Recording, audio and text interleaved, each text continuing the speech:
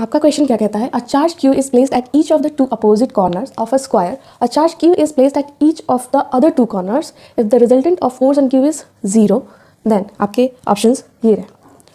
आप लोग को पहले से पता है कूलम्स लॉ के अकॉर्डिंग फोर्स का फॉर्मूला क्या होता है, that is k is force equals to k q1 q2 divide by r square. k is Coulomb's constant, q1 is charge, q2 is charge, r is the distance between two charges. आप लोग को पहले से पता है। अब question में क्या बोला है कि टू चार्जेस हैं, दैट इज एक स्क्वायर दे के रखा है आप लोगों को, टू क्यू चार्जेस, ये वाले चार्जेस अपोजिट कॉर्नर्स पे रखे हुए हैं, और जो नेक्स्ट क्यू चार्ज है ये चार्ज ये अदर अपोजिट एंड्स पे रखे हुए हैं, दैट इज इस एंड पे रखे हुए हैं। हमें पूछा रिजल्टेंट फोर्स ऑन क्यू, इस पे जो रिजल्टेंट फोर्स है वो 0 है, तो हमें क्यू की वैल्यू फाइंड आउट करनी है, ठीक है। तो इस क्यू चार्ज पे इसको हम ले रहे हैं, इसकी वजह से जो चार्ज आएगा फोर्स इस डायरेक्शन में जाएगा, इस चार्ज पे जो फोर्स आएगा इस डायरेक्शन में आएगा, ठीक है।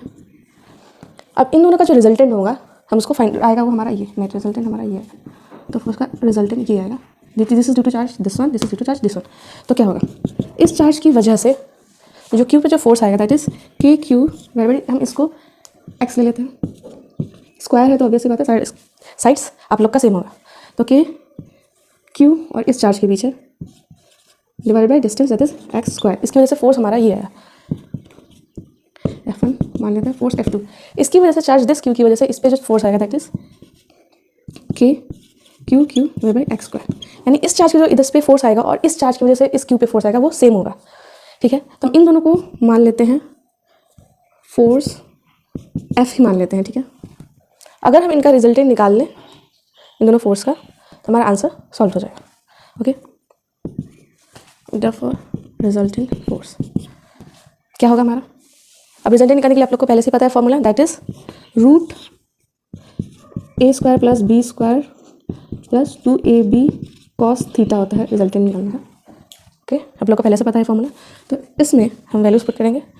हमारा देखो ये इन दोनों फोर्सेस का जो है एग्जैक्टली सेम आ रहा है वैल्यू, तो हम इन दोनों को हमने मान लिया है फोर्स, ओके। एफ आर मतलब इसमें फोर्स मान लो एफ, ओके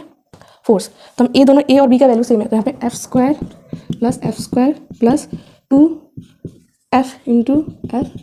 कॉस, अब एंगल देखो हर स्क्वायर का एंगल कितना होता है 90 डिग्री, इसका भी 90, इसका भी 90, इसका भी 90। अब इधर में जाएंगे तो एंगल कितना होगा 90 डिग्री, यानी कि कॉस 90 डिग्री। ये हमारा रूट पे है, तो सॉल्व करते हैं, F square plus F plus 2f square. अब देखो cos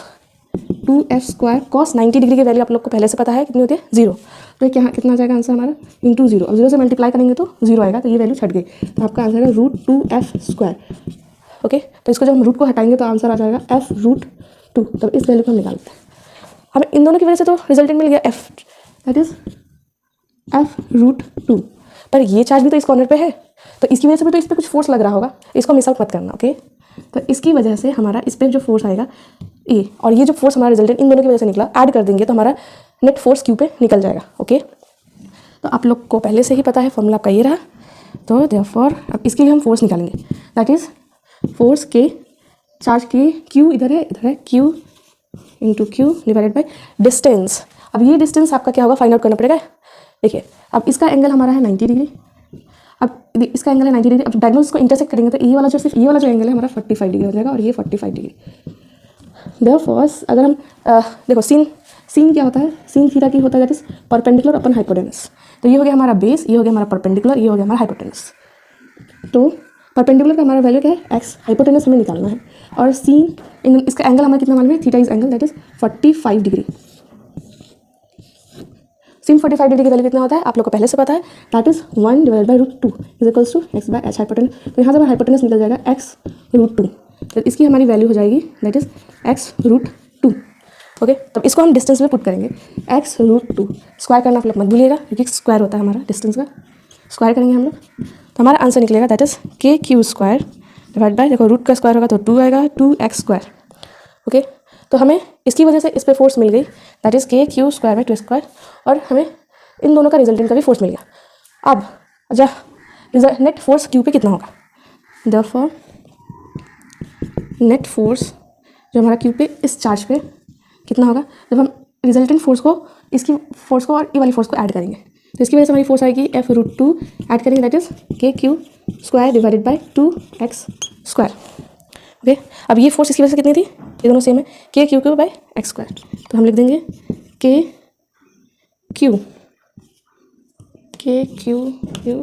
by x square plus K Q square by 2x square.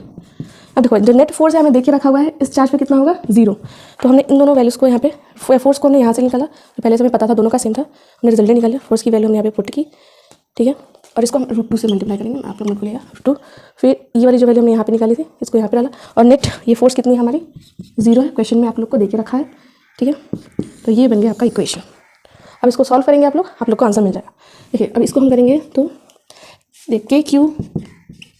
√2 divide by x square, देखो ये प्लस में है तो आप लोग उधर लेके जाएंगे तो माइनस में जाएगा, ओके, स्मॉल चीज़ें ध्यान रखिएगा आप लोग, के Q square by 2x square, यहाँ से हमारा ये के कैंसिल हो जाएगा, एक्स स्क्वायर कैंसिल हो जाएगा, ये क्यू एक कैंसिल हो जाएगा, क्यू स्क्वायर में ना तो कैंसिल हो जाएगा, तो यहाँ से हम करेंगे तो आएगा हमारा दैट इज़ क्यू √2 बचा इधर हमारा, और is equals to negative charge that is q divide by 2, तो आ जाएगा आप लोग का answer that is q is equals to -2 √2 q. अब ऑप्शंस देखेंगे, क्यू नहीं, यहाँ पे देखो हम लोग का आंसर हो जाएगा दैट इज़ डी, -2 √2 क्यू।